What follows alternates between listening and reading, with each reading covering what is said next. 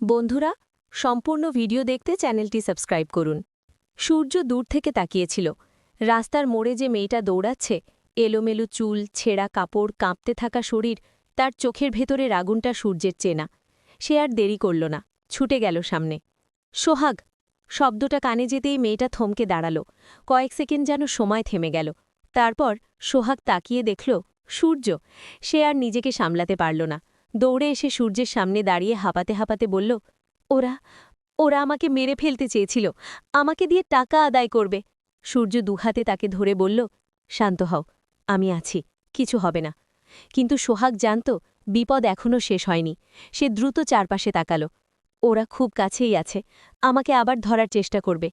ঠিক তখনই দূরে একটা কালো গাড়ি থামতে দেখা গেল।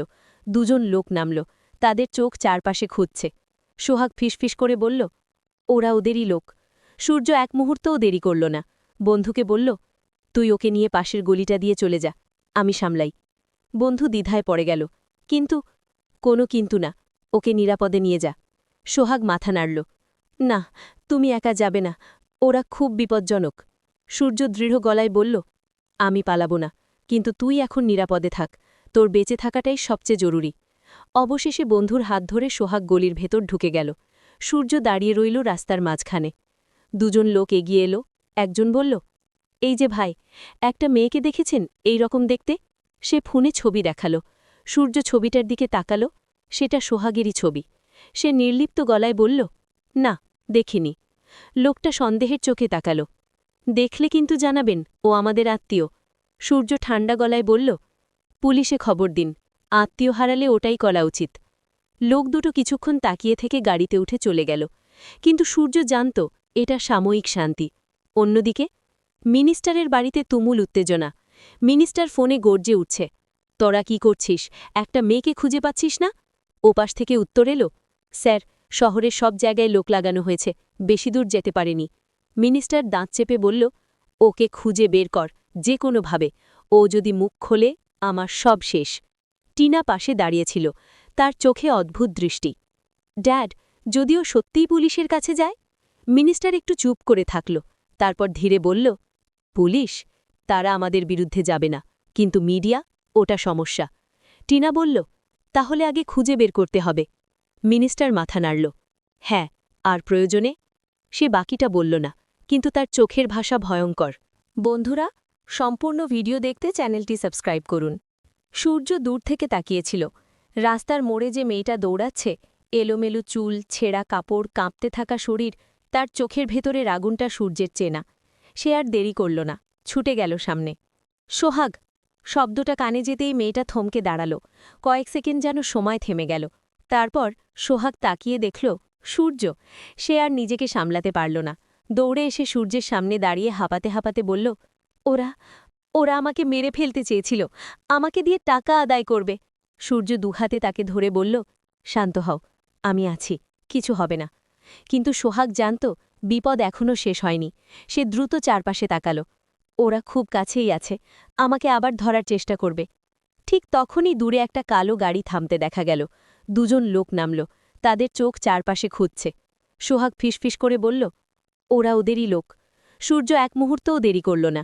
বন্ধুকে বলল, তুই ওকে নিয়ে পাশের গলিটা দিয়ে চলে যা, আমি সামলাই। বন্ধু দ্বিধায় পড়ে গেল। কোনো কিন্তু না, ওকে নিরাপদে নিয়ে যা। সোহাগ মাথা নাড়ল। না, তুমি একা যাবে না, ওরা খুব বিপজ্জনক। সূর্য দৃঢ় গলায় বলল, আমি পালাবো না, কিন্তু তুই এখন নিরাপদে থাক, তোর বেঁচে থাকাটাই সবচেয়ে জরুরি।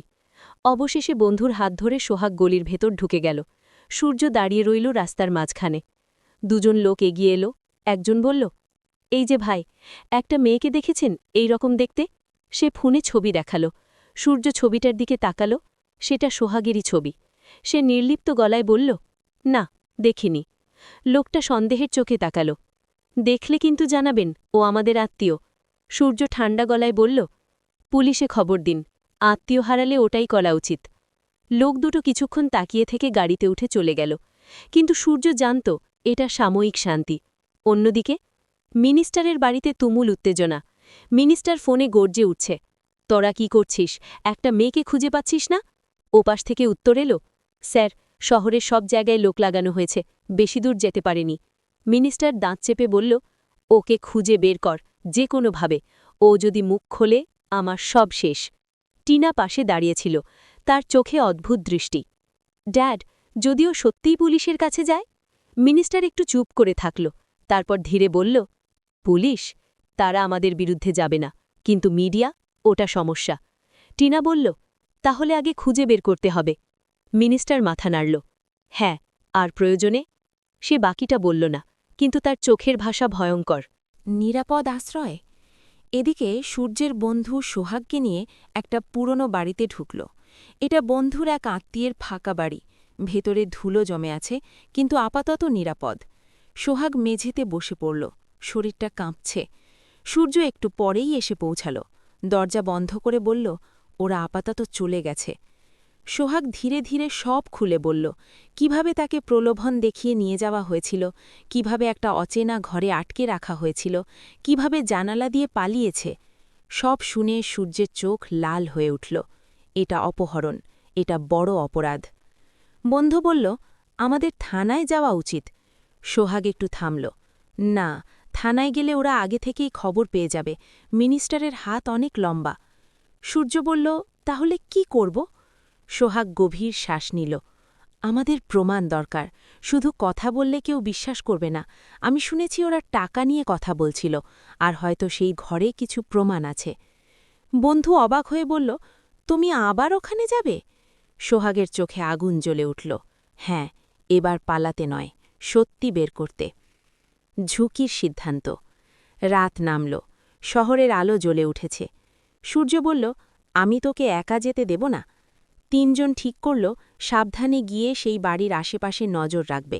যদি সুযোগ মেলে, ভেতরে ঢুকে কিছু প্রমাণ নিয়ে আসবে, ছবি, অডিও, যাই পাওয়া যায়। রাত গভীর হলে তারা চুপি চুপি সেই এলাকায় পৌঁছাল।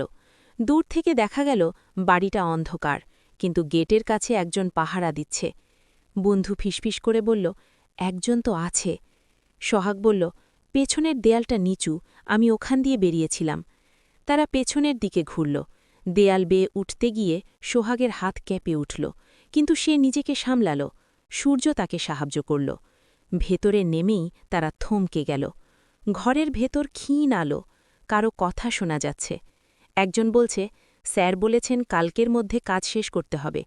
আরেকজন বলল, মেয়েটা যদি ধরা না পড়ে, তাহলে তার বদলে অন্য প্ল্যান আছে। এই কথা শুনে সোহাগের বুক ধক করে উঠল। সূর্য ইশারা করল, চুপ। সোহাগ ধীরে ধীরে সেই ঘরের কাছে গেল যেখানে তাকে আটকে রাখা হয়েছিল। দরজাটা আধ খোলা। ভেতরে ঢুকে সে চারপাশে তাকাল।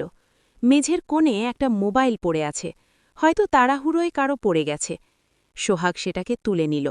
ঠিক তখনই বাইরে পায়ের শব্দ। সূর্য ফিসফিস করে বলল, কেউ আসছে। তিনজন দ্রুত জানালার দিকে ছুটল।